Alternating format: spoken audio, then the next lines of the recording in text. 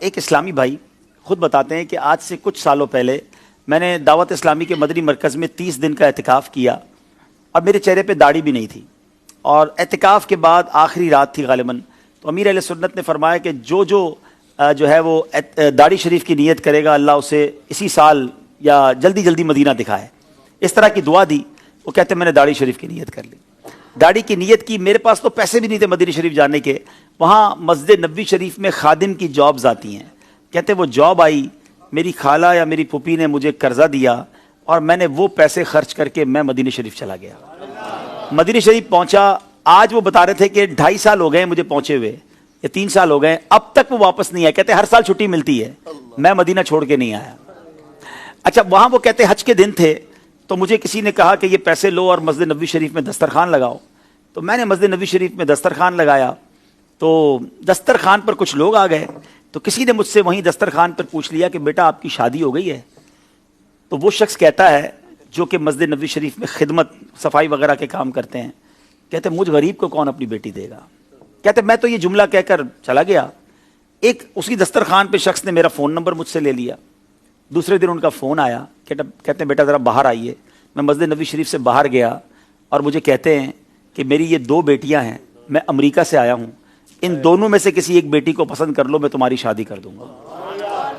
وہ مسجد نبوی شریف کا خادم کہتا ہے کہ میری ایک جماعت کی بھی پڑھائی نہیں ہے، میں نے آج تک کچھ نہیں پڑھا ہے، میں ان پڑھ ہوں اور میں غریب آدمی ہوں، میری تنخواہ 700 ریال ہے، میں آپ کی امریکہ والی بیٹی کی کہاں سے میں کفالت کر سکوں گا، اور آپ دوبارہ سوچ لیں۔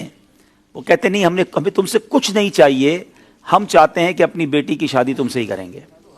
اچھا، وہ کتنا سچا آدمی، اس نے اپنی والدہ کو پاکستان میں گاؤں میں فون کیا، اپنی ماں سے کہتا ہے کہ ماں مجھے اس طرح ایک رشتہ آیا ہے، والد صاحب سے پہلے بات کی، تو والد صاحب نے کہا نہیں بیٹا تم نے ایسے امریکہ والوں سے رشتہ نہیں کرنا، وہ تمہیں امریکہ لے جائیں گے، تم نے تو مدینہ چھوڑنا نہیں تھا۔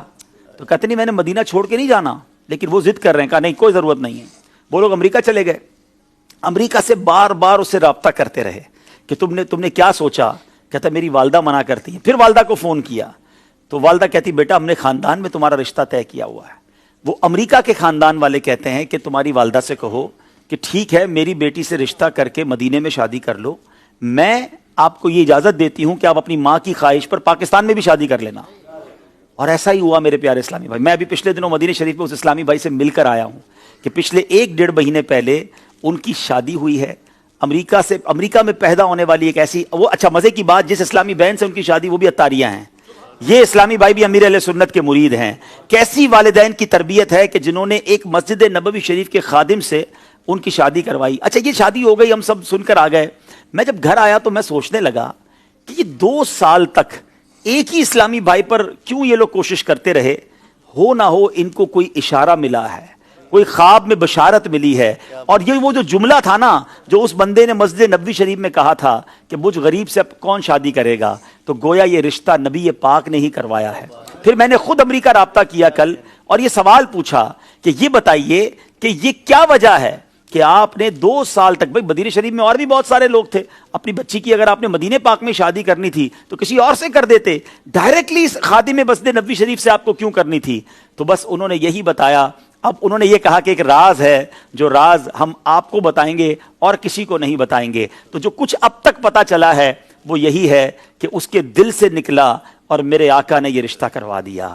اور مجھے تو یقین کریں یہ واقعہ سننے کے بعد، تو یہ واقعات کتابوں میں تو پڑھے تھے مگر آج بھی ایسے واقعات رونما ہوتے ہیں، آج بھی مسجد نبوی شریف میں مدینے جا کر دل سے کوئی بات نکلتی ہے، میرے آقا اسے کیسا نوازتے ہیں۔ پھر ہم کیوں نہ کہیں کہ لب واہ ہیں، آنکھیں بند ہیں، پھیلی ہیں جھولیاں، کتنے مزے کی بھیک تیرے پاک در کی ہے۔ تو آج بھی ایسے ایسے واقعات ہوتے ہیں جو ایمان کو تازہ کر دیتے ہیں کہ اتنی محبت بھی ہے لوگوں کو مدینے سے۔ آج لوگ پیسے والا ڈھونڈتے ہیں، خوبصورت ڈھونڈتے ہیں، ڈگری ہولڈر ڈھونڈتے ہیں، مگر اس خاندان نے اگر ڈھونڈا تو شہر مدینہ ڈھونڈا، مسجد نبوی کا خادم ڈھونڈا، اور نبی پاک علیہ الصلوۃ والسلام کے روضے کا گویا ایک خادم ڈھونڈا اور اسے اپنی بیٹی جو ہے وہ دے دی۔ تو سبحان اللہ، یہ ہے مدینے کی باتیں اور عشق جو نصیب والوں کو ملتا ہے، اللہ اس جوڑے کو سلامت رکھے، ان کو خوشیاں عطا فرمائے۔ یہ ایک ایسا واقعہ تھا، میں نے خود ایکسپیرینس کیا، میں خود ان سے مل کر آیا ہوں۔ اللہ کریم، میں تو ان سے کہا کہ آپ ہمارے لیے دعا کریں، کیسی آپ کو جو ہے یہ برکت ملی ہے، اللہ آپ کے صدقے ہمیں بھی مدینے پاک سے سچی محبت عطا فرمائے۔ صلو علی الحبیب صلی اللہ تعالی علی محمد۔ تو اب یہ سیکھنے کو پتہ ہے کیا ملا؟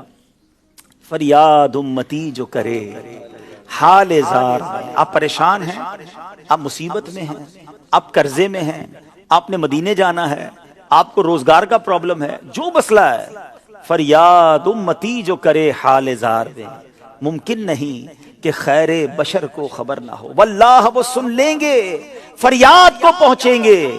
اتنا بھی تو ہو کوئی جو آہ کرے دل سے، اپنے آقا کو پکاریے، انشاءاللہ ضرور کرم ہوگا۔